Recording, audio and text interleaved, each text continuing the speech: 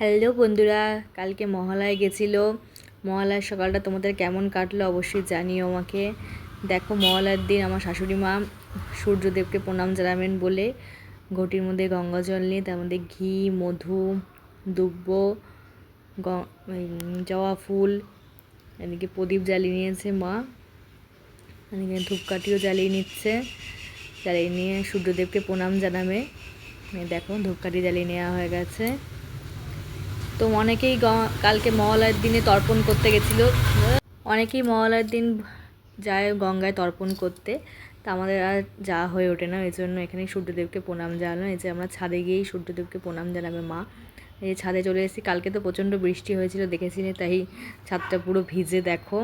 আর আকাশটাও মেঘলা ছিল কালকে পুরো। যে মা চলে এসেছে, এবার সূর্যদেবকে প্রণাম জানাবে। এই দেখো, ভেবেছিলাম হয়তো সূর্যদেবের দেখা মিলবে না, কিন্তু দেখো একটু বেলার দিকে সূর্যদেবের দেখা মিলেছে। মা সূর্যদেবকে জানিয়েও দিয়েছে, প্রণাম জানাচ্ছে। দেখো একটুখানি সূর্যদেবের দেখা মিলে গেছে।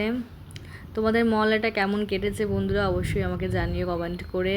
আমার তো খুব ভালোই কেটেছে মহালয়াটা। আশা করছি পুজোটাও খুব ভালো কাটবে। জানি না, এখন বৃষ্টি হলে জানি না। দেখো, মা প্রদীপ দেখিয়ে দিচ্ছে।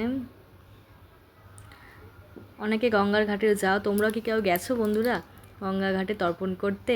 এই দেখো, সূর্যদেবের দেখা মিলেছে। দেখো, পুজোটা তোমাদের ভালো কাটুক, খুব ভালোভাবে থাকো বন্ধুরা, সুস্থ থাকো সবাই, এটাই বলবো। আর ভিডিওটা ভালো লাগলে অবশ্যই সাবস্ক্রাইব করে দিও, লাইক করো, কমেন্ট করো।